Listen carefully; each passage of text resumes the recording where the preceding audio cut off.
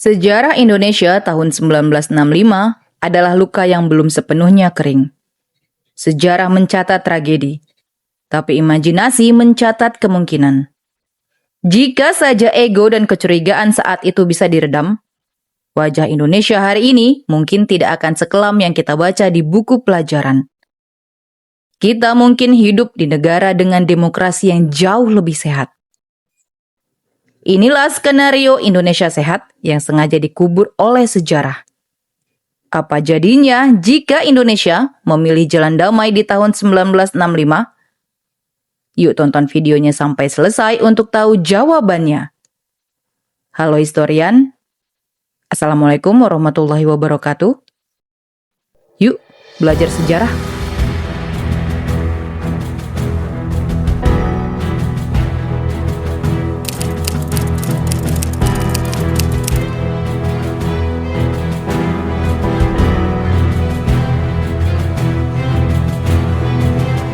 Sejarah mencatat bahwa akar persoalan sebenarnya sudah muncul jauh sebelum tahun 1965.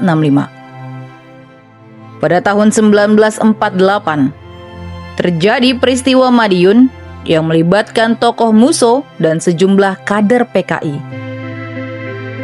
Setelah peristiwa itu, PKI mengalami kemunduran besar karena banyak tokohnya tewas, ditangkap, atau bersembunyi.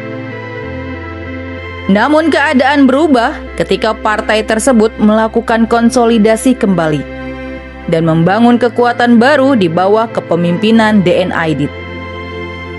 PKI kemudian memperkuat basis massa dengan mendekati kalangan buruh, petani, dan organisasi masyarakat.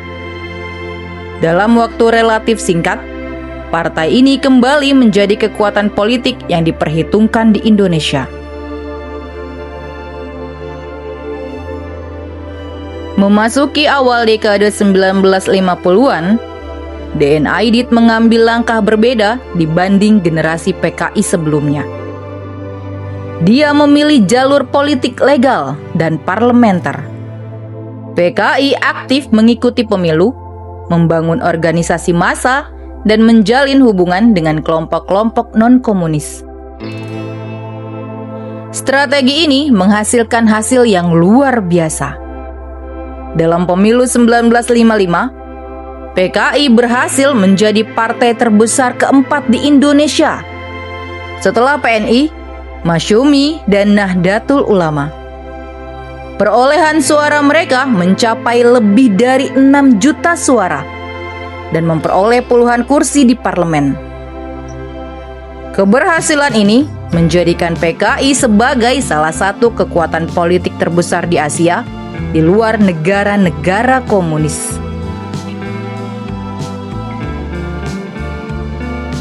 Dalam sejarah nyata, memasuki awal 1960-an, hubungan antara PKI dan Angkatan Darat semakin tegang. Kedua kelompok memiliki pandangan yang berbeda mengenai masa depan Indonesia. Di satu sisi, Presiden Soekarno berusaha mempertahankan konsep Nasakom yang menyatukan nasionalisme, agama, dan komunisme. Di sisi lain, muncul kecurigaan yang semakin besar antara PKI dan sebagian petinggi militer. Ketegangan bertambah ketika muncul gagasan Angkatan Kelima pada tahun 1965, yaitu usulan mempersenjatai buruh dan petani untuk memperkuat pertahanan negara. Usulan ini mendapat dukungan sebagian tokoh, tapi juga mendapat penolakan keras dari sejumlah petinggi Angkatan Darat seperti Jenderal Ahmad Yani.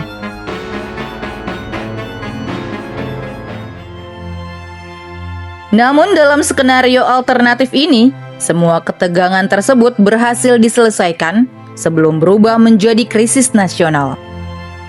Pada pertengahan tahun 1965, Presiden Soekarno menginisiasi konferensi nasional yang mempertemukan DN Aidit, Ahmad Yani, Abdul Haris Nasution, para pemimpin partai politik, tokoh agama, dan perwakilan organisasi masyarakat.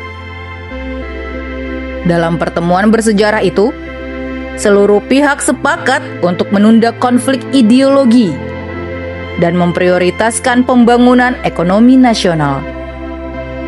Isu Dewan Jenderal yang sempat menimbulkan kecurigaan berhasil diklarifikasi secara terbuka. Tidak ada penculikan, tidak ada pembunuhan, tidak ada gerakan 30 September. Indonesia berhasil melewati tahun 1965 tanpa tragedi besar yang mengguncang negara. Dengan tidak terjadinya peristiwa G30S, Presiden Soekarno tetap mempertahankan posisinya sebagai pemimpin nasional hingga awal 1970-an. Program pembangunan yang dikenal sebagai demokrasi terpimpin terus berjalan. Tapi kali ini dengan pengawasan parlemen yang lebih kuat, PKI tetap menjadi partai legal dan bersaing secara politik dengan PNI, NU, serta partai-partai lainnya. Pemilu yang direncanakan pada akhir dekade 1960-an tetap dilaksanakan. Persaingan politik terjadi melalui kampanye dan debat terbuka, bukan melalui konflik bersenjata ataupun penangkapan massal.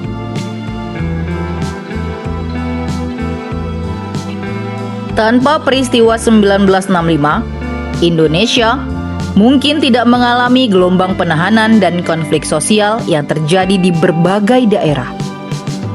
Jutaan orang yang dalam sejarah nyata terkena dampak politik mungkin tetap menjalani kehidupan normal sebagai petani, guru, pegawai, atau pekerja biasa. Banyak intelektual, seniman, dan akademisi yang pada masa berikutnya kehilangan kesempatan berkarya mungkin tetap menjadi bagian penting dalam perkembangan ilmu pengetahuan Indonesia.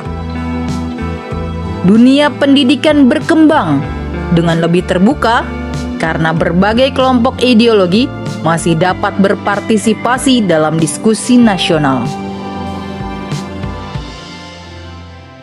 Dalam bidang ekonomi, situasinya juga mungkin berbeda.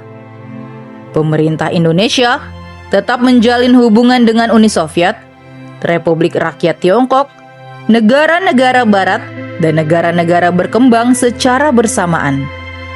Indonesia berpotensi menjadi jembatan antara blok timur dan blok barat di tengah perang dingin. Posisi strategis ini memungkinkan Indonesia memperoleh investasi, teknologi, dan bantuan pembangunan dari berbagai pihak tanpa harus sepenuhnya berpihak kepada salah satu blok dunia. Memasuki dekade 1970-an, Indonesia dalam skenario ini berkembang menjadi negara demokrasi multipartai terbesar di Asia Tenggara. PKI, PNI, NU, Masyumi yang mungkin direhabilitasi, serta berbagai partai baru bersaing secara damai dalam pemilu berkala. Jakarta tumbuh sebagai pusat diplomasi internasional. Indonesia sering menjadi tuan rumah perundingan konflik dunia karena dianggap mampu menjaga keseimbangan antara berbagai ideologi. Bahkan ASEAN yang berdiri tahun 1967 berkembang lebih cepat karena Indonesia memiliki stabilitas politik yang lebih kuat dan tidak mengalami gejolak besar pasca 1965.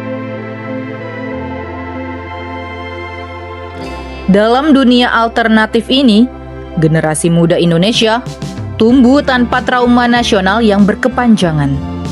Buku-buku sejarah membahas komunisme, nasionalisme, dan demokrasi secara lebih terbuka sebagai bagian dari perjalanan bangsa. Perdebatan ideologi tetap ada, tapi diselesaikan melalui parlemen, media, dan pendidikan. Indonesia menjadi contoh bagaimana negara besar dengan beragam pandangan politik mampu menjaga persatuan tanpa harus mengalami konflik nasional yang memecah masyarakat. Namun historian, sejarah tetaplah sejarah.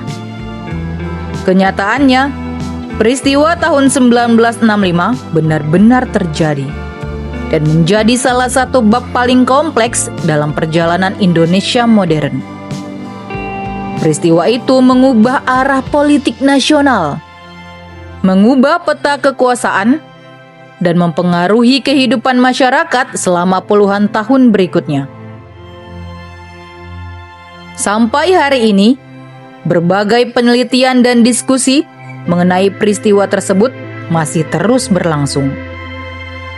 Karena itulah, sejarah mengajarkan kepada kita bahwa dialog, persatuan, dan penyelesaian konflik secara damai seringkali menentukan masa depan sebuah bangsa. Itu tadi sejarah alternatif seandainya peristiwa kelam 1965 tidak pernah terjadi di Indonesia. Sejarah adalah guru terbaik, tapi dia juga menyimpan jutaan kemungkinan yang tidak pernah terjadi.